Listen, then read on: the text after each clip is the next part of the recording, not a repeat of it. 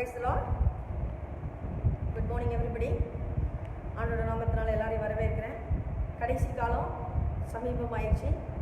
ஆண்டவருக்குள்ள உங்களை தாழ்த்தி எப்போவுமே ஒப்பு கொடுங்க. இந்த வசனங்கள்லாம் கேட்கக்கூடாத காலங்கள் வந்துட்டு இருக்குது.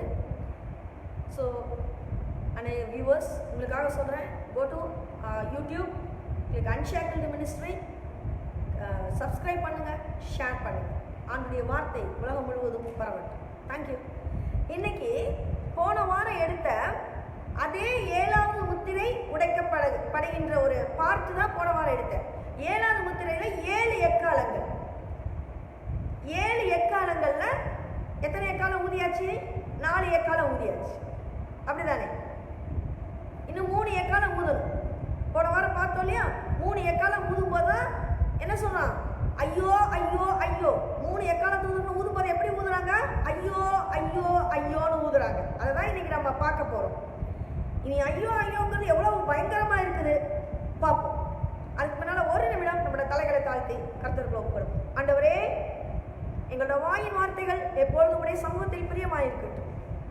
கேட்க போற இந்த வார்த்தைகள் எங்களுடைய உள்ளத்துல, ஆண்டவரே, எங்களுடைய உள்ளத்துக்குள்ள பரிபூர்ணமா நிரம்பி நாங்கள் எங்களை ஆயத்தப்படுத்துறதுக்கு, சபை எடுத்துக்கொள்ளும் காலங்கள் நாங்கள் கைவிடப்படாமல் இருக்கிறதுக்கு எங்களை நீர் நிறுத்துவீராக, ஆசீர்வதி, பலப்படுத்துவீராக. ஆமென். When he opened the seventh seal. இப்போ நம்ம 9 அதிகாரத்தை தியானிக்க போறோம். இன்னைக்கு வெறும் ஒரு அதிகாரத்தை தான் இன்னைக்கு தியானிக்க போறோம். இதுவரைக்கும் 7 முத்திரை, 7 எக்காலம். 7வது முத்திரையில 7 எக்காலங்கள் இருக்குது. 4 எக்காலம் ஊதியாச்சு, இன்னும் 3 எக்காலம் ஊத போறோம். இந்த 5வது எக்காலம் ஊதும் போதுதான் ஐயோ ஐயோங்கிறான். ஐயோ ஐயோ என்றால் தேவதூதன் சொல்லுகிறான்.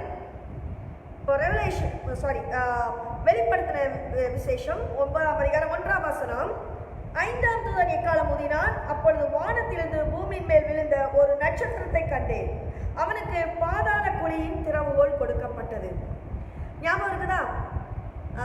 இயேசு இவராக சொல்றார், வானத்திலிருந்து நட்சத்திரம் விழுவதை போல பிசாசு விழுவதை நான் கண்டேன். வானத்திலிருந்து நட்சத்திரம் விழுவதை போல பிசாசு விழுவதை நான் கண்டேன். அப்ப கிரீக்ல இது எப்படியா சொல்லப்பட்டிருக்குது அப்படின்னா ஸ்டவ்ரோஸ். இந்த வார்த்தையை உபயோகப்படுத்துறோம் கிரீக்ல. அந்த அர்த்தம் என்ன? அந்த நட்சத்திரம். எந்த நட்சத்திரம்? வானத்திலிருந்து விழுந்த அந்த நட்சத்திரம். அப்ப அதிகாலையில் மின்னுகிற அந்த நட்சத்திரம். லத்தீன் பாஷையில சொல்லுவோம்னா லூசிஃபர். புரியுதா? அப்ப ஏசாயா 14ஆம் அதிகாரத்துல சொல்லப்பட்டிருக்குது. அந்த ஏசாயா 14ஆம் அதிகாரத்துல அந்த லூசிஃபர் பெயர் தான் சாத்தானுக்கு கொடுக்கப்பட்டிருக்கு. 14ஆம் அதிகாரத்தை வாசிச்சீங்கன்னா தெரியும். அப்ப 5ஆம் தூதன் எக்காலம் ஊதுகிற வரைக்கும் சாத்தானின் பாதம் பூமியில் படவில்லை. புரியுதா? சாத்தானின் பாதம் பூமியில் படவில்லை. இன்னைக்கும் பூமியில சாத்தானுடைய பாதம் படவில்லை. ஏசாயா 14ஆம் அதிகாரம், எசேக்கியேல் 28ஆம் அதிகாரத்துல தெளிவா சொல்லப்பட்டிருக்கிறது, பூமியை நோக்கி தள்ளப்பட்டிருக்கிறது. பூமியை நோக்கி தள்ளப்பட்டிருக்கிறது எழுதியிருக்கு. அப்ப ஆகவே பவுல் சொல்றாரு எபேசியர் 6ஆம் அதிகாரத்துல, வான மண்டலங்களிலே கிரியை செய்கிற பொல்லாத ஆவி. அப்ப அது எங்க இருந்து கிரியை செஞ்சுட்டு இருக்கு? இப்போ வான மண்டலங்களிலே கிரியை செய்கிற பொல்லாத ஆவி. இங்கே அவனுக்கு பாதாள திறவுகோல் கொடுக்கப்படுகிறது. பாதாளத்தின் கீ. புரியுதா? அப்போ இதோட அர்த்தம் என்ன? பூமியின் அடியில் இருக்கிற ஏதோ ஒரு காரியத்தை அவன் வெளியே கொண்டு வரப்பான். அதுக்குதான் அந்த கீ கொடுக்கப்படுது அவனுக்கு. அப்ப பூமிக்கு அடியில என்னென்னமோ காரியங்கள் நடக்கிறது, பூமிக்கு மேலையும் நடக்குது. ஆனா அந்த பூமிக்கு கீழே ஏன் அவனுக்கு கீ கொடுக்கப்பட்டுச்சு? எதனால அவனுக்கு பாதாளத்தின் திறவுகோலை கொடுக்கிறான்? புரியுதா? 2ஆம் வசனம் பார்த்தோம்னா, அவன் பாதாள குழியை திறந்தான். நல்லா நோட் பண்ணுங்க. பாதாள குழியை திறந்தான். உடனே பெருஞ்சூளையின் புகையை போல அந்த குழியிலிருந்து புகை எழும்பிற்று. அந்த குழியின் புகையினால் சூரியனும் ஆகாயமும் அந்தகாரப்பட்டது. குழியிலிருந்து புகை எழும்புது. அதாவது நம்ம உடனே அது ஒரு மேஜிக் மாதிரி நம்ம நினைக்க கூடாது. பிராக்டிக்கல் லைஃபுக்கு நான் அப்ளை பண்ணி பேசுறேன். அன்றைய காலகட்டத்தில் யோவான் இதையெல்லாம் யோவான் தான் தன்னுடைய கண்களால் இதை பார்க்கிறார். அன்றைய காலகட்டத்தில் ஃப்ளைட் கண்டுபிடிக்கல. அப்போ ஃப்ளைட்டு மாதிரி ஏதோ ஒன்று அவனுக்கு தெரியுது. அது ஃப்ளைட் இன்றைய காலகட்டத்துக்கு ஆண்டவர் அதை முன்கூட்டியே அவனுக்கு அனௌன்ஸ்மெண்ட் கொடுத்துருக்கிறார். சொல்ற ஆனா அவன் கண்ணுக்கு அது என்ன ஃப்ளைட் வெட்டுக்கிளியா தெரியும். புரியுதா? அப்போ பாதாளத்தின் அடியிலே பதுக்கி வைக்கப்பட்டிருக்கிற ராணுவ முகாமின் கதவுகள் திறக்கப்பட்டன. புரியுதா? இதுவரை ரகசியமாக வைக்கப்பட்டிருந்த விமானங்கள் அவன் திறந்த உடனே பாருங்க, வெறும் சூளையின் புகை போல அந்த குழியிலிருந்து புகை எழும்பிச்சு. அந்த குழியின் புகையினால் சூரியனும் ஆகாயமும் அந்தகாரப்பட்டன. இயந்திரங்கள் இயக்கப்பட ஆரம்பிக்கும் போது அத்தனை பிளைட் மேல எழும்பும் போது பாதாள குழியிலிருந்து புகை, அளவுக்கு மீறின புகை. பார்த்து கொண்டிருந்த யோவானுக்கு பாதாளத்தின் கதவுகள் திறக்கப்பட்டதும் புகை எழும்புகிறது. புரியுதா? அந்த புகையிலிருந்து என்ன வருது? 3வது வசனம் பாத்தீங்கன்னா, அந்த புகையிலிருந்து வெட்டுக்கிளிகள் புறப்பட்டு பூமியின் மேல் வந்தது. எந்திரம் ஸ்டார்ட் பண்ணோம்னா புகை வரும், வெட்டுக்கிளி புறப்படுது, பிளைட் புறப்படுது. இப்போ புரியுதுங்களா? பூமியின் மேல் வந்தது. அவைகளுக்கு பூமியில் உள்ள தேள்களுக்கு வல்லமை, கொப்பான வல்லமை கொடுக்கப்பட்டது. எப்படி? அது சும்மாவே கிளம்பும். ராணுவ ஹெலிகாப்டர்கள் எப்படி இருக்கும்? ராணுவ விமானங்கள் எப்படி இருக்கும்? தேள்களுக்கு கொப்பானவளை அதை நஞ்சு பாம்பை கக்கிட்டே தான் இருக்கும். அப்ப அதை அனுபவிக்கிற மனுஷனுக்கு வலி எப்படி இருக்கும்? ஒவ்வொரு நிமிஷமும் தேள் கொண்டு என்ன வலியோ அதே மாதிரி ஒவ்வொரு பாம்பும் போடும்போது ஒரு மனுஷனுடைய சரீரத்திலையும் மனதிலையும் வலி ஏற்படும். புரியுதுங்களா? அப்போ ஏரோப்ளேன் மேல இதை கிளம்பும் போது 2000 வருடத்துக்கு முன்பதாக யோவான் இதை காண்கிறார். அப்போ 4வது வசனம் படிச்சீங்கன்னா, பூமியின் புல்லையும் பசுமையான எந்த பூண்டையும் எந்த மரத்தையும் சேதப்படுத்தாமல் தங்கள் நெற்றிகளில் தேவனுடைய முத்திரையை தரித்திராத மனுஷனை மாத்திரம் சேதப்படுத்த அவைகளுக்கு உத்தரவு கொடுக்கப்பட்டது. எப்படி பாருங்க, எப்படி தேவனுடைய முத்திரையை போடாதவர், அதாவது தேவனுடைய இது இல்லாத தங்கள் நெற்றிகளில் தேவனுடைய முத்திரையை தரித்திராத. அப்ப தேவனுடைய முத்திரை நம்ம நெற்றிகளில் இருக்கணும், சாத்தானுடைய முத்திரை இருக்கக்கூடாது. அப்ப அதுக்கு தெரியுது பாருங்க. அப்ப அவன் அதுக்கேற்ற மாதிரி குண்டு பாருங்க, அந்த விமானத்துல வித்தியாசமான ஒரு இருவிதமான குண்டுகள் இருந்திருக்கும். ஒன்னு கெமிக்கல் வெப்பன், இன்னொன்னு பயாலஜிக்கல் வெப்பன். புரியுதா? கெமிக்கல் வெப்பன், இன்னொன்னு என்ன? Biological weapon. அப்போ ரசாயன பாம்புகள் வீசப்படும் போது, மனிதனுடைய கெமிக்கல் பாம் வீசப்படும், ரசாயன பாம் வீசப்படும் போது மனிதனுடைய உடம்புகளை புகை வந்தா பட்டா தெரியும் இல்லையா, ஒரு விதமான அரிப்பு, இச்சிங் ஏற்படும். எரிபந்தம் போல எரிய தொடங்கும், நமக்கு ஆசிட் பட்டது போன்ற உணர்வு ஏற்படும். எத்தனை பேர் அப்படிதானே? இன்னும் ஜப்பான்ல பிறக்கிற குழந்தைங்க பாருங்க, ஸ்கின் இது டிசீஸ்லாம் பிறக்கிறாங்க. எத்தனையோ வருடங்கள் உங்களோடி விட்டன. அப்ப ஆனா சாக மாட்டார்கள். அடுத்ததா பாத்தீங்கன்னா பயாலஜிக்கல் வெப்பன். இவன் என்னத்தை போடுவான்? வைரஸையும் பாக்டீரியாவையும். அன்னைக்கு யோவான் அழகா பார்த்துக்கிறார் பாருங்க. ஆகவே ஜனங்களுக்கு சுவாசிக்க முடியாமல் போய்விடும், கழுத்தை நெரிப்பது போன்ற ஒரு உணர்வு. எப்படி இப்ப பண்றதெல்லாம் பயாலஜிக்கல் வெப்பன்லாம் இது இல்லைங்க, வரப்போது இனிதான்.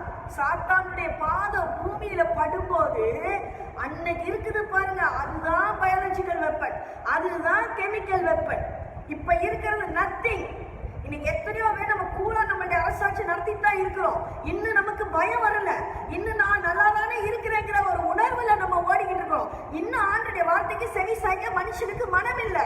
இன்னும் ஆண்டுடைய வார்த்தையை உதாசீனப்படுத்திட்டு இருக்க மனிதர்கள் ஏராளமான பேர் இருக்கிறீங்க. ஆனா அன்றைய காலகட்டத்தில் எப்படி இருக்கும் பாருங்க, ஜனங்கள் மிகுந்த உபத்திரவத்தின் கூட கடந்து செல்ல வேண்டிய காலம் வரும். இந்த விதமான கஷ்டங்களை இதுவரை ஜனங்கள் அனுபவித்திருக்கவே மாட்டார்கள். அப்படி ஒரு கஷ்டம். இன்னைக்கும் பூமி எர்த்குவேக் வருது, ஆனா அன்றைய காலகட்டத்தில் வரக்கூடிய எர்த்குவேக் வேற. இன்னைக்கு சும்மா சேக்காலக்கு பில்டிங் விழுது, அன்னைக்கு எப்படி இருக்கும்? பூமி தன் நிலையை விட்டு மாறி போகும். இன்னைக்கெல்லாம் சும்மா சாம்பிள் தான் ஆண்டு உங்களுக்கு காட்டிட்டு இருக்கிறாரு. கொஞ்சமாச்சும் மனம் திருந்தி வருவீங்களான்னு. நம்ம எப்படி, நம்ம சேர்க்கானா நம்மளும் அதுக்கேற்ற மாதிரி ஆடிக்கணும். அதுதான் பிரச்சனை. இங்கே ஒரு விஷயம் சொல்லப்பட்டிருக்கிறது, ஆண்டவருடைய நாமம் தரிக்கப்பட்டவர்களுக்கு ஒன்றுமே நடைபெறாது. புரியுதா? அப்படியானால் யார் இவர்கள்? ஆண்டவருடைய நாமம் தரிக்கப்பட்டவர்கள் யார்? 7ஆம் அதிகாரத்தில் பார்த்தோம் யூதர்களுக்கு. தான் அந்த நாமம் தரிக்கப்பட்டிருக்கிறது. புரியுதா? அப்ப யூதர்களுக்கு இது தாக்க போவதில்லை. நீங்க நினைக்கலாம் இது எப்படி சாத்தியம், இது எப்படி சாத்தியம், கொஞ்சம் பிராக்டிக்கலா பேசுங்க. நீங்க நினைக்கலாம் இன்னைக்கு யூதர்களுக்கு இருக்கிற பிரெயின் எல்லா பெரிய பெரிய மேஜர் கண்டுபிடிப்பையும் யூதர்கள் தான் கண்டுபிடிச்சிருக்கிறாங்க. அவ்வளோ பிரெயின் யூதர்களுக்கு எப்படி கிடைச்சது? ஏன் மற்றவங்களால இவ்வளவு அது இது கண்டுபிடிக்க முடியல? ஆண்டவர் கொடுத்த ஞானம், ஆண்டவர் வழிநடத்திய சொந்த மக்கள் இந்த யூதர்கள், ஆண்டவருடைய பிள்ளைகள் என்று அழைக்கப்படுபவர்கள். புரியுதா? அப்போ நீங்க நினைக்கலாம் இது எப்படி சாத்தியம்? யாத்ராம புத்தகத்துல எகிப்துல ஆண்டவர் 10 வாதைகளை கொண்டு வந்தார் இந்த இஸ்ரேல் மக்களை வழிநடத்தி வெளியே கொண்டு போறதுக்காக. 10 வாதைகளை கொடுத்தார். ஒரு வாதையாச்சும் இஸ்ரேலை டச் பண்ணிச்சா? யோசிங்க. மிருகங்கள் செத்து போச்சு எகிப்துல, எல்லா மிருகமும் செத்து போச்சு. இஸ்ரேல் மக்களுடைய மிருகங்கள் செத்து போச்சா? அது எப்படி நோய்க்கு ஐடென்டிஃபை பண்ண முடியுமா? இஸ்ரேல் மக்கள் மாடு இது, எகிப்தியர் மக்கள் மாடு இது, எல்லாம் ஒரே நாட்டுக்குள்ள தான் இருக்கிறாங்க. எகிப்துக்குள்ள தான் இஸ்ரேல் இருக்காங்க, எகிப்தியர்கள் இருக்காங்க. ஒரு நோய்க்கு அடையாளம் கண்டுபிடிக்க முடியுமா? பிராக்டிக்கலா யோசிச்சு பாருங்க. 2 மாடு இஸ்ரேல் மாடு மேய்ச்சிட்டு இருக்குது, எகிப்து மாடு மேய்ச்சிட்டு இருக்குது. இந்த நோய்க்கு தெரியுமா இது இஸ்ரேல் மாடு இது எகிப்து மாடு? ஆனா எப்படி தெரிந்தது? ஏன் இஸ்ரவேலர்களின் மிருகங்கள் சாகவில்லை? எகிப்தின் மனிதர்களின் சரீரத்திலே கட்டி வந்த போது இஸ்ரவேலர்களுக்கு கட்டி வரவில்லை, யூதர்களுக்கு கட்டி வரவில்லை. இஸ்ரவேலின் முதல் கனியான தலைச்சீரான் பிள்ளைகள், எல்லா ஆண் பிள்ளைகளும் இல்லையா, எல்லா தலைச்சீரான் பிள்ளைகளும் சாக கொடுத்தார் ஆண்டவர், சாகடித்தார். இஸ்ரவேல் பிள்ளைகள் மட்டும் சாகவில்லை. எப்படி எப்படி இது நடக்கும்? யோசிச்சு பாருங்க. அப்படிதான் இனி கடைசி காலங்களில் வரப்போகுது. ஆண்டவருடைய முத்திரையை தரித்தவர்களுக்கு அது தொடப்போவதில்லை. இன்னைக்கு ஒரு சாம்பிளா தான் வந்துட்டு இருக்கு, இன்னைக்கு ஒரு சிம்பிளா தான் வந்துட்டு இருக்குது. இன்னைக்கு ஒண்ணு மாஸ் மாதிரி வரல, பெருசா வரல. பூமி அதிர்ச்சி ஆட்டி காட்டுறதுனா அந்த எர்த்குவேக் ஷீக்வாக் எல்லாம் வருதுன்னா இது இந்த சாம்பிள் தான். எச்சரிக்கை என்று ஆண்டவர் ஒவ்வொரு நிமிடமும் ஒவ்வொரு மனிதனுக்கும் எச்சரிக்கை விடுத்துக் கொண்டிருக்கிறார். இது ஒரு யுத்தம் அல்ல. இந்த 7 வருடங்களிலே இந்த 7 வருடங்களிலே 5 அந்த 7 வருடங்களிலே 5 மாதங்களுக்கு தான் இந்த விளையாட்டு இருக்கும். இவ்வளவு பெரிய விளையாட்டு 5 மாசத்துக்கு தான் இருக்கும். அவன் பூமியிலே கால் வைப்பதே இந்த விளையாட்டை கொண்டாடுறது தான். புரியுதா? கீ எடுத்து பாதாளத்தை திறந்தவுடன் பிளைட் எல்லாம் சீறி பாயும். 5வது வசனம் பாருங்க. மேலும் அவர்களை கொலை செய்யும்படி அவைகளுக்கு உத்தரவு கொடுக்கப்படாமல் 5 மாதம் அளவும் அவர்களை வேதனைப்படுத்தும்படிக்கு உத்தரவு கொடுக்கப்பட்டது. அவைகள் செய்யும் வேதனை தேளானது மனுஷரை கொட்டும் போது உண்டாகும் வேதனையை போல் இருக்கும். யோசிச்சு பாருங்க. பிசாசின் சூழ்ச்சி இந்த இடத்துல தெளிவா தெரியுது. பிசாசு ஜனங்களை லகுவா சீக்கிரமா சாகடிக்க மாட்டான். பிசாசுக்கு என்ன வேணும் தெரியுமா? என்ன பிடிக்கும் அவனுக்கு? வதைக்கணும். நல்லா வதைப்பான், வதைக்கணும். சாகடிப்பது அவனுடைய நோக்கம் அல்ல. 5 மாதங்கள் ஜனங்களை வதைத்து தனது வல்லமையை காட்டுவான். ஒவ்வொரு விமானமும் மேலே பறந்து பாங்களை வீசும் போது ஜனங்களுக்கு எப்படி இருக்கு யோசிச்சு பாருங்க. ஜனங்களுக்கு எப்படி இருக்கும்? ஐயோ ஐயோ ஐயோ, மறுபடியும் மறுபடியும் மறுபடியும் மறுபடியும் வதைக்கப்படுகிறார்கள். யோசிச்சு பாருங்க. இங்க நம்ம இருக்கிறோம், மேல இருந்து ஒவ்வொரு பிளைட்டா பறந்து பறந்து பாம்பு போடும்போது ஐயோ என் குழந்தை, என் கணவர், என் குடும்பம், எப்படிப்பட்ட வதை, என் வீடு, எங்க பாம்பிலும் எப்படி விடும்? உங்களுடைய மனநிலையை சற்றே சிந்தித்து பாருங்கள். எவ்வளவு பயங்கரமான மனநிலைக்கு நீங்கள் தள்ளப்படுவீர்கள். அந்த அமில தன்மை சரீரங்களிலே மாற்றங்களை கொண்டு வரும். அந்த வேதனை ஐயோ ஐயோ ஐயோ என்று தாங்க முடியாத அலறல் ஒவ்வொரு மனிதனின் வாயிலிருந்து புறப்படும். அந்நாட்களில் 6வது வசனம் பாத்தீங்கன்னா, அந்நாட்களில் மனுஷர்கள் சாவை தேடியும் காணாதிருப்பார்கள், சாக வேண்டும் என்று ஆசைப்படுவார்கள், சாவோ அவர்களுக்கு விலகி ஓடிப்போம். சாகணும் சாகணும் சாகணும். இன்னைக்கு நிறைய பேர் சொல்லிட்டு இருக்காங்க, நான் சாகணும் சாகணும். ஏங்க, இந்த கஷ்டத்துக்கே சாகணும் சாகணும்னா வரப்போற காலங்கள் எவ்வளவு கொடுமையா இருக்கிறது. ஆனால் சாவு உன்னை வராது, உன்னை அணுகாது, உன்னை நெருங்காது. அதுதான் பிரச்சனை. மனிதன் நினைச்சா நான் நினைச்ச நேரம் வாழ்ந்துருவேன், நினைச்ச நேரம் செத்துருவேன். முடியாது முடியாது. கடவுள் என்ற ஒரு சக்தி மேலே இருந்து உன்னை இயக்கிக் கொண்டிருக்கிறது. அதை மறந்து போகாது. 7வது வசனம், அந்த வெட்டுக்கிளிகளின் உருவம் யுத்தத்திற்கு ஆயத்தம் பண்ணப்பட்ட குதிரைகளுக்கு ஒப்பாயிருந்தது. அவைகளுடைய தலைகளின் மேல் பொன்மயமான கிரீடம் போன்றவைகள் இருந்தன. அவைகளின் முகங்கள் மனுஷனுடைய முகங்கள் போல் இருந்தன. அவைகளுடைய கூந்தல்கள் ஸ்திரீயின் கூந்தலை போல் இருந்தது. பாருங்க, இது பற்கள் சிங்கங்களின் பற்களை போல இருந்தன. இருப்பு கவசங்களைப் போல மார்க்காசு கவசங்கள் அவைகளுக்கு இருந்தன. அவைகளுடைய சிறகுகளின் இறைச்சல்கள் யுத்தத்திற்கு ஓடுகிற அநேகம் குதிரைகள் போன்ற ரதங்களின் இறைச்சலுக்கு ஒப்பாய் இருந்தது. யோசிச்சு பாருங்க, இது அழகா சொல்ல யோவான் அழகா காண்கிறார். என்னத்தை காண்கிறாரு? அந்த பிளைட் எல்லாம் சீறி பாயும்போது ஒரு சீரான புகை வருமா இல்லையா? பிளைட் சீரி பண்ண அப்படியே கருப்பு கலர்ல அப்படி நீண்டு வரும் பாருங்க புகை. அதுதான் அந்த பெண்களின் கூந்தல் போல அவர் வர்ணிக்கிறார். அவருக்கு அது தெரியல என்னன்னு. புரியுதா? அது எப்படி இருக்குது அவருக்கு சொல்ல தெரியல. 2000 வருஷத்துக்கு முன்னால யோவான் தன் கண்களால் காண்கிறார். 2000 வருஷத்துக்கு முன்னால எந்த அட்வான்ஸ் டெக்னாலஜியே இல்ல. எங்க இருந்து டெக்னாலஜி இல்லையா? வெறும் அவனுக்கு இதெல்லாம் புதுசா, யோவானுக்கு இதெல்லாம் புதுசா இருக்கு. அவருக்கு வினோதமாக காண்கிறார். முன்னால பொருத்தப்பட்ட துப்பாக்கிகள் தான் அந்த சிங்கத்தோட பல்லு மாதிரி இருக்குது. ராணுவ டேங்க்ல இது பண்ணிருப்பாங்க இல்லையா, அதான் சிங்கத்து பல்லு மாதிரி ஏன் இருக்குது. இதெல்லாம் அவர் கண்கள் காண்கிறது. 10வது வசனம் பாருங்க, அவைகள் தேள்களின் வாள்களுக்கு ஒப்பான வாள்களையும் அந்த வாள்களில் கொடுக்குகளையும் உடையவர்களா இருந்தது. 5 மாதம் அளவு மனுஷனை சேதப்படுத்துவதற்கு அதிகாரம் உள்ளவர்களா இருந்தது. அவைகளுக்கு ஒரு ராஜன் உண்டு, அது பாதாளத்தின் தூதன். எபிரேய பாஷையில அபெத்தோன் என்றும் கிரேக்க பாஷையில அப்போலியோன் என்றும் அவனுக்கு பெயர். முதலாம் ஆபத்து கடந்து போயிற்று. அப்பாடி, இந்த பிசாசு யாருங்க? பாதாளத்தின் உபத்திரவத்தின் தகப்பன். இப்பதான் முதலாம் ஆபத்து கடந்து போயிருக்கு. இதுவே அப்பாடின்னு இருக்கு. இதை மூச்சு விடுறதுக்கு அடுத்த ஆபத்து வருது. அடுத்தது 13வது வசனம் பற்றி 6ஆம் தூதன் எக்காலம் ஊதுறார். இப்ப 6ஆம் தூதன் ஊதுறாரு. அடுத்த ஐயோ வந்துருச்சு. 5ஆம் தூதன் முடிச்சாச்சு. இப்ப 6வது தூதன் ஐயோ, அடுத்த ஐயோ. என்ன ஐயோ?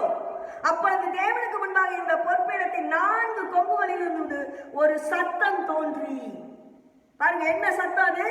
எக்காலத்தை பிடித்திருந்த 6ஆம் தூதனை நோக்கி, ஐபிராத் என்னும் ஒரு பெரிய நதி அண்டையிலே கட்டப்பட்டிருக்கிற 4 தூதர்களையும் அவிழ்த்து விடு என்று சொல்ல கேட்டேன். யாருடைய சத்தம்? 4 தூதர்களை அவிழ்த்து விடு. இது யாருடைய சத்தம்? இயேசு கிறிஸ்துவனுடைய சத்தம். புரியுது? ஐபிராத் நதியிலே கட்டப்பட்டிருக்கிற 4 தூதர்களையும் அவிழ்த்து விடு. யூப்ரட்டிஸ் ரிவருக்கு இதுல இருக்க 4 ஏஞ்சல், இதை அவுத்து விடு. இந்த உலகத்துல முதல் நாகரிகம் தோன்றிய இடம் இதுதான், மெசபட்டோமியா. கேள்விப்பட்டிருக்கோம், ஹிஸ்டரியில படிக்கிறோம், தெரிஞ்சுக்கோங்க. இந்த மெசபட்டோமியா, இந்த இதுலதான் அந்த ஐபிராத் நதி, யூப்ரட்டிஸ் நதி இருக்கிறது. இந்த ஐபிராத் நதி எங்கே இருக்கிறது? 4 நாடுகள் மத்தியிலே. எல்லாம் பாருங்க இப்படிதான் இருக்கும்.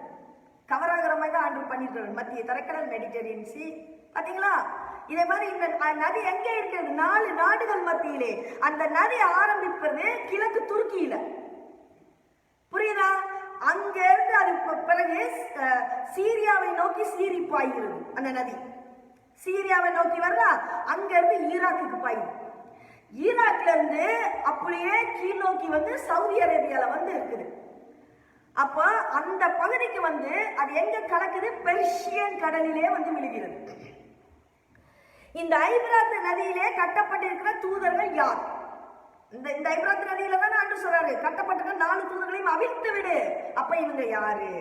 இந்த 4 நாடுகளையும் ஆளுகை செய்ய பிசாசினால் ஏற்படுத்தப்பட்டவர்கள். எப்படிங்க? பிசாசினால ஏற்படுத்தப்பட்டவங்க. இவர்களால் என்ன பயங்கரம் நிகழப்போகுது? இப்ப அதை நம்ம பார்க்க போறோம். கவனிங்க. 15ஆம் வசனத்துல இருக்குது. 7ஆம் தூதன் எக்காலம் ஊதினார். 15ஆம் வசனத்துல, அப்பொழுது மனுஷரில் 1/3 கொல்லும்படிக்கு 1 மணி நேரத்திற்கும் 1 நாளுக்கும் 1 மாதத்திற்கும் 1 வருஷத்திற்கும் ஆயத்தமாக்கப்பட்டிருந்த 4 தூதர்களும் அவிழ்த்து விடப்பட்டார்கள். எப்படிங்க? எதுக்கு அவிழ்த்து விடப்படுறாங்க? 1/3 கொல்லும்படிக்கு. எப்படி? 1 மணி நேரத்துக்கு 1 நாளுக்கு 1 மாதத்துக்கு 1 வருஷத்துக்கு ஆயத்தமாக்கப்பட்டிருந்த அந்த 4 தூதர்கள் அவிழ்த்து விடப்படுறாங்க. மரணத்தை கொடுக்கவில்லை. 5ஆம் தூதன் மரணத்தை கொடுக்கல, வேதனையை கொடுத்தான். இவன் என்னத்தை கொடுக்க போறான்? மரணட்டிம்பாங்க. பாத்தீங்களா? ஏன் இந்த 4 தூதர்கள் கட்டமைக்கப்படுகிறார்கள்? உலகத்தின் 1/3 கொலை செய்ய. எப்படி செய்ய போறாங்க? சிரியா, துருக்கி, ஈராக், சவுதி அரேபியா, இந்த 4 தேசங்களிலும் யுத்த தாங்கிகள் வரப்போகின்றன. புரியுதுங்களா? அதை யோவான் இப்படியாக எழுதுகிறார். எப்படி எழுதுகிறார் பாருங்க. 16 to 19 வசனம் படிச்சீங்கன்னா, குதிரை சேனைகளாகிய ராணுவங்களின் தொகை 20 கோடியா இருந்தது. எத்தனை பேரு? 20 கோடி அவர் கண்ணுக்கு தெரியுது. அவைகளின் தொகையை சொல்ல கேட்டேன் அப்படின்னு அங்க பரலோகத்திற்கு ஒருத்தர் சொல்றாரு. 20 கோடி டேங்க் போகுது. புரியுதா? குதிரைகளையும் அவைகளின் மேல் ஏறி இருந்தவர்களை நான் தரிசனத்தில் கண்ட விதமாவது, அவர்கள் அக்கினி நிறமும் நீல நிறமும் கந்தக நிறமுமான மார்க்கவசங்களுடையவர்களார்கள். குதிரைகளுடைய தலைகளின் சிங்கங்களின் தலைகளை போல் இருந்தன. அவருடைய வாய்களில் இந்த அக்கினியும் புகையும் கந்தகமும் புறப்பட்டன. அதாவது ஃபிளைட்ல அந்த பாம் ரிலீஸ் ஆகும்போது எப்படி வரும்? அக்கினி கந்தமும் கக்கிட்டு தானே வரும். அததான் இங்க சொல்லப்பட்டிருக்கு. அவருக்கு தெரியல அந்த காலகட்டங்கள்ல. அதை சிம்பாலிக்கா அவருக்கு அந்த காலகட்டத்தில் என்ன தெரியுமா அதை வச்சு அவர் சொல்லிட்டு இருக்காரு, வர்ணிக்கிறார். அவைகளுடைய வாயிலிருந்து புறப்பட்ட அக்கினி புகை கந்தகம் என்னும் 3/4 மனுஷனில் 1/3 கொல்லப்பட்டார்கள். அந்த குதிரைகளின் வல்லமை அவருடைய வாய்களிலும் வாளிலேயும் இருக்கிறது. அவைகளுடைய வாள்களுக்கு பாம்புகளுக்கு ஒப்பாயும் தலைகள் உலர்ந்தது அவைகளை சேதப்படுத்துகிறது. எப்படி பாருங்க, எந்த அளவுக்கு 20 கோடி ராணுவங்களின் தொகை என்று சொல்லப்படுகிறது. ஏன் இவர்கள் இவ்வளவு கடுமையான ராணுவ யுத்த பீரங்கி வண்டிகளை தயார் செய்கிறார்கள் தெரியுமா?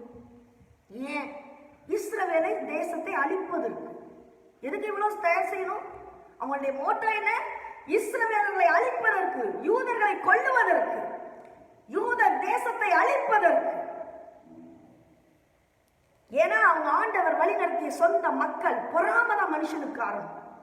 1948 மே 14ஆம் தேதி இஸ்ரேல் மீண்டும் ஒரு தேசமாக உருவாக்கப்படுது.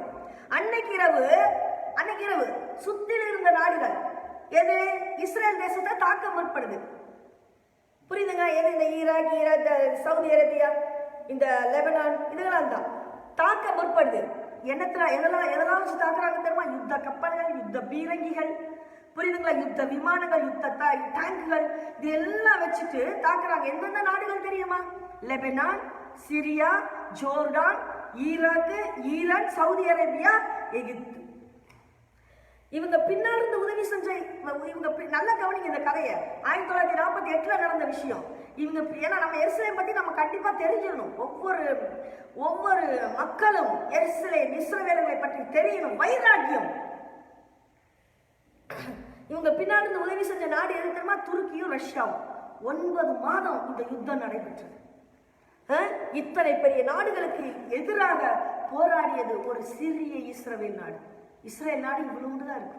ஒரு சிறிய இஸ்ரவேல் நாடு இத்தனை பெரிய நாடுகளுக்கு இடையிலே போராடியது. 9 மாதம் போராடியது. வைராக்கியம். ஆண்டவரின் பிள்ளைகள் என்ற வைராக்கியம் அவர்களுக்கு இருந்தது. இத்தனை பெரிய நாடுகளுக்கு எதிராக ஒரு சிறிய இஸ்ரவேல் நாடு எப்படி போராடி வெல்ல முடிந்தது? டேவிட் பென் குரியன் அவர்தான் அப்ப இருந்த பிரைம் மினிஸ்டர். அப்பதான் நாடு பிடிச்ச எருசலேமை இது பண்ணி இருக்கிறாங்க. அப்ப அந்த நாடு அவங்களுக்கு பாராளுமன்றம் இல்லை, பாதுகாப்பு அமைச்சர் கிடையாது, ராணுவ அதிகாரிகள் இல்லை, ராணுவம் இல்லை. அன்றைக்கு இருந்த இஸ்ரவேலிலே யுத்த தாங்கிகள் கிடையாது. இத்தனையும் இல்லை அன்னைக்கு. அப்புறம் எப்படி ஜெயிச்சாங்க? 9 மாத யுத்தங்கள் நடைபெற்றது. கடைசி 1949ஆம் ஆண்டு பிப்ரவரி 19ஆம் தேதி எல்லா நாடுகளும் தோல்வி ஏற்றுக்கொண்டன. எல்லா நாடும் தோல்வி ஏற்றுக்கிட்டாங்க. யுத்தம் நிறுத்தப்பட்டது. 19 வருடங்கள் இந்த யுத்தம் நிறுத்தப்பட்டாச்சு. ஆனா அதுக்கு பிறகு 19 வருடம், புரியுதுங்களா, கேப். அந்த 19 வருடத்துல இந்த நாடுகள்லாம் இஸ்ரவேல் தேசத்துக்கு எதிராக ஆயுதங்களை உற்பத்தி செஞ்சிருக்காங்க. பல கோடி ஆயுதங்களை உற்பத்தி செஞ்சாங்க. 1948 49 பிப்ரவரி 19 தோல்வியடைந்த இந்த ஐக்கிய நாடுகள், அரபிய நாடுகள் மீதி இருந்த 19 வருடங்கள் பொறுமையாக இருந்து ஆயுதங்களை தயாரித்துக் கொண்டிருந்தன. புரியுதுங்களா? அவர்கள் அறிந்து வைத்திருந்தார்கள் இஸ்ரவேல் தேசத்தை அவ்வளவு எளிதாக வெல்ல முடியாது என்று. ஆகையால் பொறுமையாக 19 வருடங்கள் மேலும் மேலும் மேலும் யுத்த டாங்கிலையும் யுத்த விமானங்களையும் தயார் செய்வதில், யுத்த கப்பல்களையும் அவர்கள் நிறைய தயார் செய்து வைத்தார்கள். ஆகையால் தான் இந்த நாடுகள் யுத்த ஆயுதங்களை அதிகமாக உருவாக்கினார்கள். 19 வருடங்கள் சென்றன. திருப்பி 1948 to 49 நடந்த 9 மாதங்கள் நடந்த வாருக்கு பிறகு 19 வருடங்கள் கேப். திருப்பி 1967 ஆண்டு திருப்பி இதே நாடுகள் இஸ்ரவேலை ஆக்கிரமித்து இஸ்ரவேலை வரைபடத்திலிருந்தே தூக்கிடணும்னு நினைக்கிறாங்க. புரியுதா? வரைபடத்திலிருந்து அவர்களை அழித்து விடுவோம் என்று கூக்குரல் இடுகிறார்கள், சவால் இடுகிறார்கள். ஏன்னா இப்ப அவங்க கிட்ட அத்தனை யுத்த டாங்கிகள், யுத்த விமானங்கள், யுத்த கப்பல்கள் எல்லாம் இருக்கின்றன, ராணுவங்கள் இருக்கின்றன, ராணுவ சேனைகள் இருக்கின்றன. ஆனா பாருங்க, பிப்ரவரி மாசத்துல இந்த நியூஸ் இவங்களுக்கு கிடைக்குது. அப்ப ராணுவ தளபதி மேஷி டயான் சொல்றாரு, இஸ்ரேல் ஒரு ராணுவ தளபதி சொல்றாரு, இவங்க ஜூன் 16 யுத்தத்தை ஆரம்பிக்க போறாங்களா சொல்றாரு. டயான் சொல்றாரு, இவங்க 14 யுத்தத்தை ஆரம்பிக்க போறாங்க, நாங்க ஜூன் 5 தாக்குதலை ஆரம்பிப்போம். எத்தனை பெரிய நாடுகளுக்கு இடையே ஒரு இஸ்ரவேல், ஒரு சிறிய நாடு நின்று போராடி கொண்டிருக்கிறது. அழிக்கிறது, அழிப்போம். 19 வருடங்கள் கடந்து வந்திருக்கிறார்கள் பாருங்க, திருப்பி அழிக்கிறது இஸ்ரவேல் விட்டல. டயான் சொல்றாரு, நாங்க 5 யுத்தத்தை ஆரம்பிப்போம். 5, 6, 7, 8, 9, 10 6 நாட்களில் நாங்கள் அவர்களை அழிப்போம். 7வது நாள் யுத்த வெற்றிக்கு பிறகு நாங்கள் ஓய்ந்திருப்போம் என்று மோசே டயான் சூழ்நிலைக்கிறார். உடனே மக்கள் சொல்றாங்க, மோசே டயான் சரி வராது. மோசே டயான் சொல்றார், ஏன் சரி வராது? எதுக்கு சரி வராது? இந்த தேசத்தை எங்களுக்கு தந்தவர் எங்கள் ஆண்டவர், வல்லமையுள்ள தேவன். அவர் தன் சொந்த மக்களை எங்களை வழி நடத்தினவர். எங்கள் ஆண்டவர் 6 நாட்கள் இந்த உலகத்தை படைத்து எங்களை வழிநடத்தி 7வது நாள் அவர் ஓய்ந்திருந்தார் என்றால், அவருடைய பிள்ளைகள் நாங்களும் 6 நாள் யுத்தம் செய்து 7வது நாள் வெற்றி வகை சூடி ஓய்ந்திருப்போம் என்றார். இதுதான் அந்த மோசே டயானின் நம்பிக்கை, தேவன் மீது அவர் வைத்திருந்த நம்பிக்கை. அந்த நம்பிக்கையை தேவன் கனம் செய்தார். ஆகவே 1967 ஆண்டு ஜூன் 5 தன்னிடத்தில் இருந்த இஸ்ரவேல்கிட்ட வெறும் 413 விமானம் தான் இருக்குதுங்க, யுத்த விமானம். அதுலயும் 200 விமானத்தை தான் வெளியே கொண்டு வரார் மோசே டயான். 200 விமானத்தை தான் வெளியே கொண்டு வரார். அந்த 3 தேசங்களுக்கு எதிராக விமான படைகளை அனுப்புகிறார் மோசே டயான். 6ஆம் நாள் ஜெருசலேமை கைப்பற்றினார். அப்ப ஜெருசலேம் அடிக்கிறது இஸ்ரவேல் தேசத்துல, ஜெருசலேம் வெளியே இருந்து அந்த அரபிய நாடுகள் வச்சிருந்தன. 6ஆம் நாள் ஜெருசலேம் இஸ்ரவேலர்களுக்கு சொந்தமானது.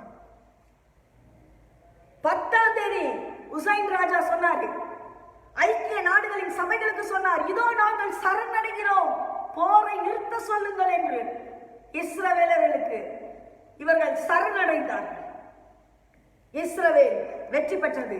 அரபு நாடுகள் தோல்வியை தழுவின. அதன் பிற்பாடு எகிப்தில் இருந்த ஒரு ராணுவ தளபதிகள் தோல்வி அடைந்த அந்த கூட்டணி நாடுகளை பார்த்து கேட்கிறாரு. என்ன கேட்கிறாங்க தெரியுமா? இது ஒரு பெரிய பரபரப்பு நியூஸ். அன்னைக்கு கேட்கிறாங்க, என்ன கேட்கிறாங்க? ஏன் நீங்க யுத்தம் செய்யாம ஓடி போனீங்க? உங்ககிட்ட இருந்தது 2500 விமானங்கள், ஆயுத விமானங்கள், ஆயுதம் தாங்கி விமானங்கள். அவங்க வெறும் 200, 250 தான். பின்ன ஏன் ஓடி போனீர்கள்? என்ன நடந்தது? எப்படி தோல்வியை தழுவினீர்கள் கேட்கிறாங்க. அதுக்கு இவங்க இந்த அரபு ஐக்கிய நாடுகளின் கூட்டமைப்பு சொல்லுகிறது, அவங்க 200, 250 விமானங்கள் தான் வந்தது என்று பொய் சொல்லிவிட்டார்கள். அங்கே 25 பயங்கரமாய் நின்றது. சொல்றாங்க, எப்படி 25,000 ராணுவங்கள் வந்தது இஸ்ரவேலுக்கு? அவர்களிடம் இருந்ததே மொத்தம் 413 விமானங்கள். It's a recorded one. எப்படி வந்தது 25,000 விமானங்கள்? நம் தேவன் சர்வவல்ல தேவன். இதை இஸ்ரவேலர்கள் நம்பினார்கள், விசுவாசித்தார்கள். மோசே டயான் விசுவாசித்தார். அவர் சொன்னார், 6 நாட்கள் என் தேவன் உலகத்தை படைத்து 7வது நாள் ஓய்ந்திருந்தது உண்மை என்றால் என் தேவன் எங்களுக்கும் அதையே செய்வார். அசைக்க முடியாத நம்பிக்கை. இன்னைக்கு எத்தனை பேருக்கு இந்த நம்பிக்கை இருக்குது? இன்னைக்கு எத்தனை பேருக்கு தேவன் நம்பிக்கைன்னு சொல்றோமே, அந்த நம்பிக்கை ஒரு விபரீதம் வரும்போது செத்து போகிறது. நமக்கு அந்த நம்பிக்கை உடைந்து போகிறது. ஒரு விபரீதத்தின் உச்ச கட்டத்திலே நாம் நிற்கும் போது பயத்தினால் நமது நம்பிக்கை உடைந்து போகிறது, நொறுங்கி போகிறது. ஆனால் மோசே டயானுக்கு நொறுங்கி போகவில்லை, உடைந்து போகவில்லை, தைரியமாக சூளுரைத்தார். எனக்கு அருமையானவர்களே, இதை நம் தேவன் செய்ய வல்லவராய் இருக்கிறார். அவன் கேட்டாங்க, 2500 விமானம் நீ வச்சிருந்தியப்பா, 250 விமானத்துக்கு தாக்கு பிடிக்க முடியலையா? அவன் சொல்றான், 25,000 விமானம், போர் யுத்த விமானங்கள், நீ தெரியாம சொல்லாதையா, நாங்க தானே கண்ணார கண்டோம், பார்த்துட்டு தானே பயந்து ஓடணும். இதேதான் பைபிள் ஒரு இது இடத்துல இருக்குது. எலிசாவின் தேவன் இல்லையா, இஸ்ரவேலின் ஆண்டவராய் இருக்கிறார். ஒரு எலிசா, ஒரு கிழவர், வயது போனவர், அவரை பிடிக்கிறதுக்கு அவரை பிடிக்கிறதுக்கு சிரியாவின் ராஜா ஒரு படையவே அனுப்புறாரு. இதை பார்த்து வேலைக்காரன் வந்து ஓடி வந்து கேஸ் எட்டி பார்க்கலாம். எலிசாட்டு பயம் வந்து சொல்ற, ஐயோ நம்மளை பிடிக்க ஒரு பெரும் படையே நிக்குதுன்னு பாருங்க. எலிசா ரொம்ப கூலா சொல்றாரு. உடனே பெரும்படை நிக்குதா? அப்படியா? ஐயோ நம்ம செத்து போயிடுவோமா? ஐயோ நம்ம பிடிபட்டுருவோமா? நம்ம வதைப்படுவோமா? அதுவே இல்லை, கூலா நின்னாரு. அதான் ஆண்டவர் அடிக்கடி சொல்றாரு, நிலை நிற்காவிட்டால், விசுவாசிக்காவிட்டால் நிலை பெற மாட்டீர்கள். இதுலதான் அந்த விசுவாசத்தை அந்த கர்த்தருடைய பிள்ளைகள்லாம் ப்ரூவ் பண்றதுங்க. அவர் விசுவாசிக்கிறாரு, நீ கவலைப்படாத. அப்ப உடனே அவர் எலிசா கூலா சொல்ற, ஆண்டவரே இவனுடைய கண்ணை திறந்துருங்க. அவனுடைய கண்கள் திறக்கப்பட்ட போது இவனுக்கு பின்னால ஆண்டவருடைய குதிரை ரதமே நிக்குது, பட்டையே நிக்குது. அட்ட நமக்கு பின்னால இவ்வளோ நிக்குதா? அப்ப நம்ம தான் பெரிய கேஸ் கரெக்டு அமதிக்கிறீங்க தானே? அப்ப நம்ம தான் பெரிய ஆளு. அப்பதான் அவனுக்கு பலம் வருது. அதுக்கு முன்னால வரைக்கும் பயம். இன்னைக்கு நமக்கும் அப்படிதான். பிரச்சனைகளுடைய ஆண்டவர் நம்மை சுற்றி நிற்கிறார். இந்த தைரியம் இருந்தா கர்த்தருடைய பிள்ளைகள் நம்ம சோர்ந்து போக மாட்டோம். ஆபத்திலையும் துன்பத்திலையும் கஷ்டத்திலையும் நம்மளுக்கு என்ன பிரச்சனை வந்தாலும், என்ன பெரிய நோய் வந்தாலும், என்ன பெரிய கஷ்டம் வந்தாலும், என்ன பெரிய பஞ்சம் வந்தாலும், என்ன பெரிய திகில் வந்தாலும், ஒரு விஷயம் நீங்க, என்னை சுத்தி என்னுடைய ஆண்டவர் ரதங்களோடு நிற்கிறார், தாயாக நிற்கிறார், தந்தையாக நிற்கிறார். இது என்ன இருக்கணுங்க? அவனுடைய கண்கள் திறக்கப்பட்டது. எவ்வளவு பாருங்க, வா எவ்வளவு பெரிய அற்புதம்! எப்படி வல்லமையில் ஆண்டவர் எங்கள் ஆண்டவர். அந்த எலிசாவின் தேவன் நம்மை வெற்றியின் பாதையிலே நடத்தி செல்வார். புரியுதுங்களா? வெளிப்படுத்துற விசேஷம் 9 கொஞ்சம் அந்த இதை ப்ராக்டிக்கல் லைஃப் கூடியதை நான் முடிச்சிடுறேன். 20-21 படிச்சு பார்த்தீங்கன்னா, அப்படி இருந்தும் அந்த வாதைகளால் கொல்லப்படாத மற்ற மனுஷர்கள் பேய்களையும் பொன் வெள்ளி செம்பு கல் மரம் என்பவர்களால் செய்யப்பட்டவர்களாய் காணவும் கேட்கவும் நடக்கவும் மாட்டாதவுமாய் இருக்கிற விக்கிரகங்களையும் வணங்காதபடிக்கு தங்கள் கைகளின் கிரிகளை விட்டு மனம் திரும்பல. இத்தனை நடந்து என்ன சொல்றாரு ஆண்டவரே? மனம் திரும்பல. புரியுதா? தங்கள் கொலை பாதகங்களையும், தங்கள் சூனியங்களையும், தங்கள் வேசித்தனங்களையும், தங்கள் களவுகளையும் விட்டு மனம் திரும்பவில்லை. எதையுமே இத்தனை கொடூரம் நடக்குது, ஆனா மனுஷன் பாவத்தை விட்டு மனம் திரும்பல. மனுஷனுக்கு சும்மா கெத்து ஜாஸ்திங்க. அதுதான் அவன் திமிரு ஜாஸ்தி கொஞ்சம் மனுஷனுக்கு. நானாவது மனம் திருந்துறதாவது, ஏதோ கொஞ்சம் ஆபத்து வந்து நான் மனம் திருந்த மாதிரி நடிப்பேன்.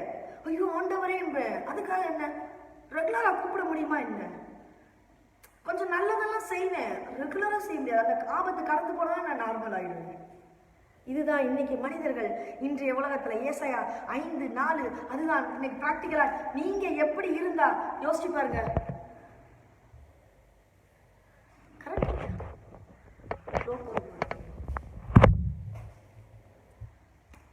பவர் பேங்க் எடுக்க மாட்டேங்குது சீக்கிரம். அப்போ நம்ம என்ன நினைக்கிறோம் அப்படின்னா,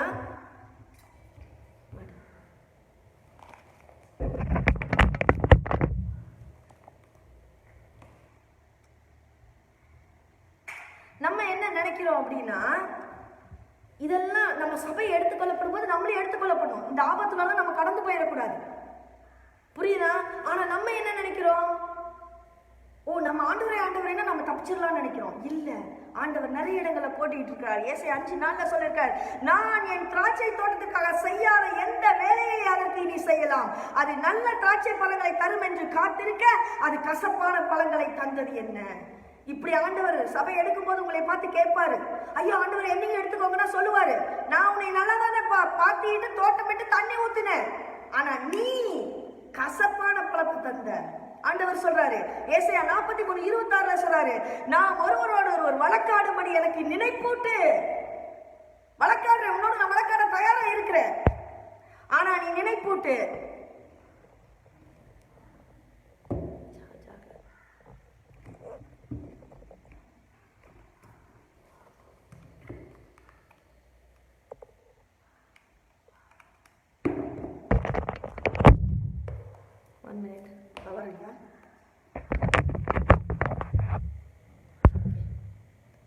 அப்போ நீ நினைப்பூட்டு, எனக்கு மா வழக்காடுவோம்.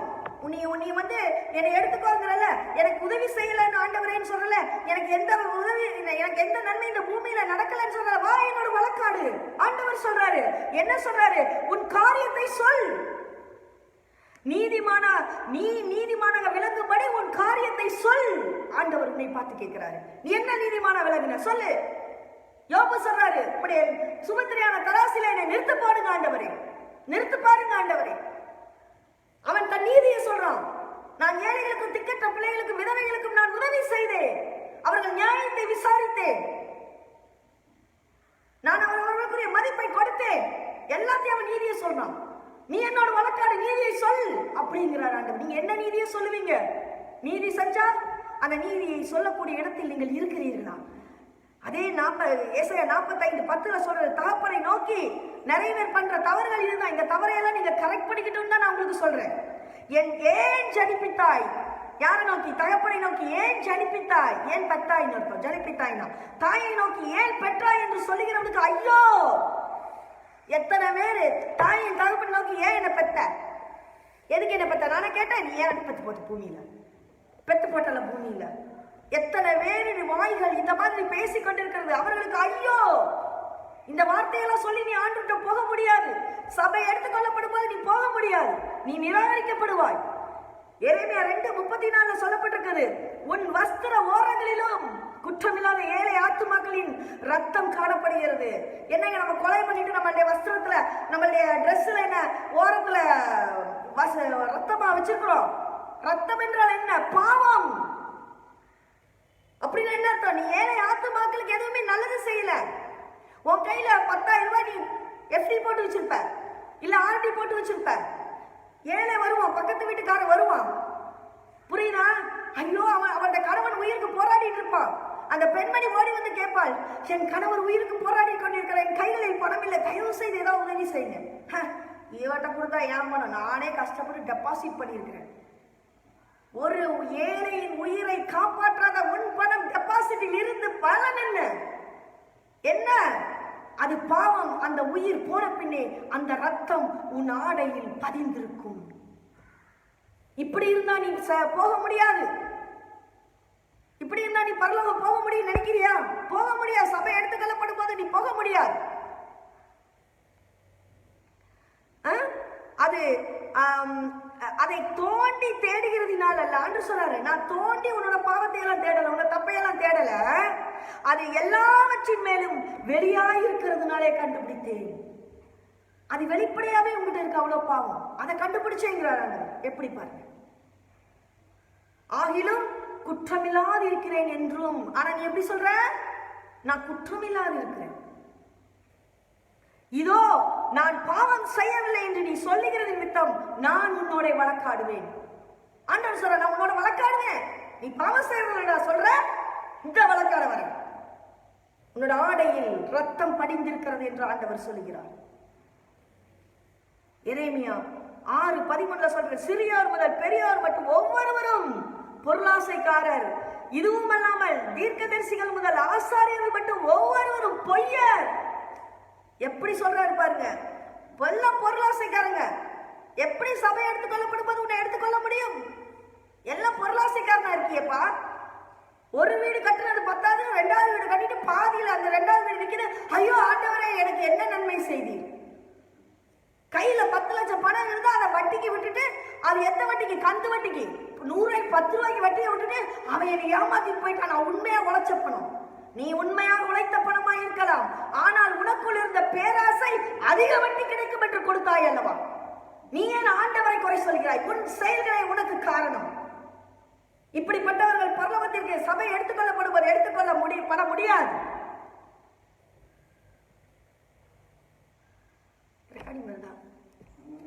எரேமியா 14 நான் அதை படிக்கிறேன் பாருங்க, ரொம்ப அற்புதமான விஷயம். எரேமியா நிறைய பேர் கிறிஸ்டியன்ஸ் நிறைய பேர் பண்ற தப்பு. எரேமியா 14 இருந்து படிக்கிறேன் பாருங்க, கவனிங்க. அப்பொழுது கர்த்தர் என்னை நோக்கி, தீர்க்கதரிசிகள் என் நாமத்தை கொண்டு பொய்யாய் தீர்க்க தரிசனம் சொல்லுகிறார்கள். நான் அவர்களை அனுப்பினதும் இல்லை, அவர்களுக்கு கற்பித்ததும் இல்லை, அவர்களோட பேசினதும் இல்லை. அவர்கள் கள்ள தரிசனத்தையும் கள்ள சகுனத்தையும் இல்லாத விசேஷத்தையும் தங்கள் இருதயத்தின் கபடத்தையுமே உங்களுக்கு தீர்க்க தரிசனமாய் சொல்லுகிறார்கள். இப்படிப்பட்ட தீர்க்க தரிசியை கண்டுபிடிக்கிறது ஈஸி. ஆனா எத்தனை பேர் கண்டுபிடிக்கிறீங்க? கள்ள தீர்க்க தரிசிகள் எழுப்பி இன்னைக்கு நாட்டை ஆட்டி வைக்கிறார்கள். கிறிஸ்டியானிசத்தை ஆட்டி வைக்கிறாங்க. எல்லாரும் தீர்க்க தரிசனம் சொல்றாங்க, ஓடி போறீங்க. ஆனா அவங்க சொல்றது நடக்குதா?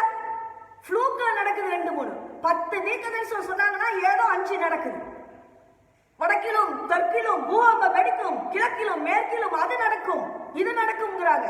அதான் நாட்டுல 4 பாகம் தான், வடக்கு தெற்கு கிழக்கு தானே, மேற்கு தானே. அப்புறம் ஏதோ ஒரு இடத்துல ஏதோ நடந்துதானே ஆகணும். ஏன் போலியான தீர்க்கதரிசிகளை நம்பிட்டு இன்னும் பின்னால போறீங்க? ஆண்டவர் சொல்ற, நான் சொல்லல, அவங்களுடைய உள்ளத்தின் கவனத்துக்கு உங்களை வந்தோட ஸ்டடி பண்ணிட்டு அது நிமித்தம் அவங்க சொல்றாங்க. சரி, அப்படிதான் சொல்றாங்க. அவங்களுக்கு என்ன தண்டனைன்னா ஆண்டவர் சொல்றாரு பாருங்க, நான் அனுப்பாதிருந்தும் என் நாமத்தை கொண்டு தீர்க்க தரிசனம் சொல்லி இந்த தேசத்திலே பட்டயமும் பஞ்சமும் வருவதில்லை என்கிற தீர்க்க தரிசிகளை குறித்து நிறைய பேர் இந்த வருஷம் இப்படிதான் சொன்னாங்க. இந்த தேசத்துல பஞ்சம் வராது. இந்த 20 வருஷம் சூப்பர்னாங்க. 20 வருஷம் எப்படி ஆச்சு? போட்ட வேகத்துல வீடியோ எடுத்தவங்க நிறைய பேர் இருக்கிறாங்க. ஆண்டவர் சொன்னால் அது நடக்கும். அப்படி இவங்க ஓன் திங்கிங் எடுத்து ஆண்டவர் சொன்னார். சொல்றது தப்பு இல்லை. 20 வருஷம் பெஸ்டா இருக்கும் அப்படின்னு சொல்றது தப்பு இல்லை. ஆனா ஆண்டவர் எனக்கு வந்து சொன்னார்னு சொல்றாங்க பாத்தீங்களா, அது தவறு. இவர்கள் எல்லாரும் கள்ள தீர்க்க தரிசிகள். சும்மா ஆண்டவர் சொன்னார் சொல்லிட்டு கள்ள தீர்க்க தரிசனம் சொல்லிட்டு இருக்கிறது. அவங்களுக்கு எப்படி வரும் பாருங்க. இப்படிப்பட்ட தீர்க்கதரிசிகள் பட்டயத்தாலும் பஞ்சத்தாலும் சாவார்கள். ஆனா இன்னைக்கு தீர்க்கதரிசிகள் தான் கோடீஸ்வரர்களா இருக்காங்க. அது வேற விஷயம். கோடீஸ்வரங்களா இருக்காங்க, அவங்க பஞ்சத்துல சாவாங்களா அப்படின்னு ஒரு கொஸ்டின் வரும். கண்டிப்பா அது நடக்கும். ஆண்டவர் சொல்லியிருக்கிறார் இல்ல, பஞ்சம்னு என்ன, கடைசி காலத்துல அவங்க சம்பாதிச்சது அவங்களுக்கே உதவாது. ஒரு வாய் சோறு கூட சாப்பிட முடியாம கடவுள் நோயில கொடுத்து படுத்து வச்சிருப்பார். புரியுதா? இந்த இடத்துக்கு நம்ம தள்ளப்படக்கூடாது.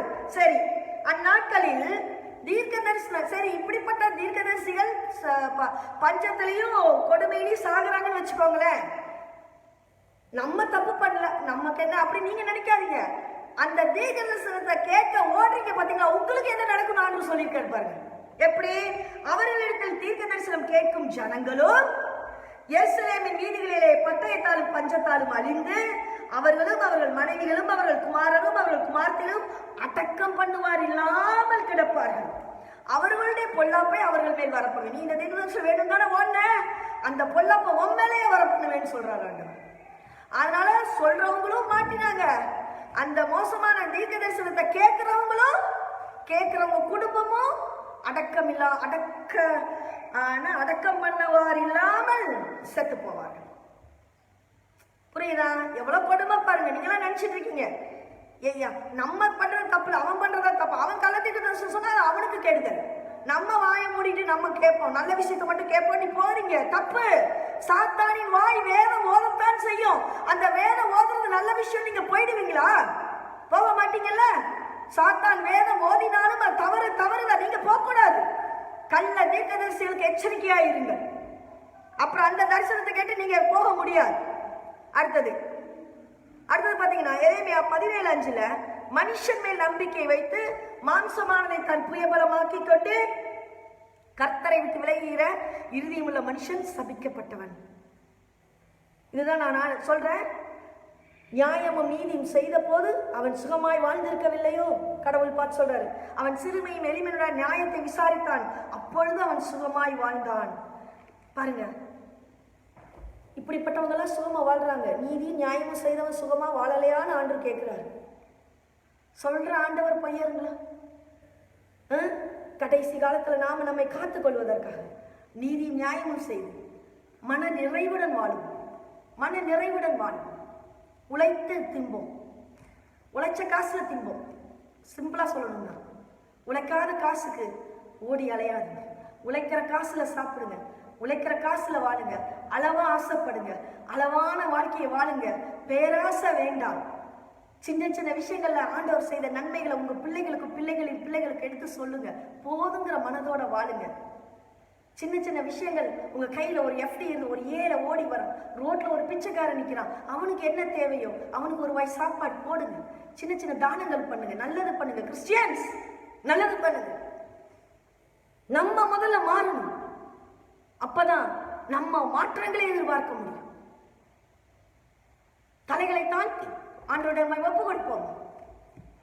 தகப்பனே, உன்னுடைய கிருபையால் எங்களை தாங்குவேன் என்று விசுவாசிக்கிறோம்.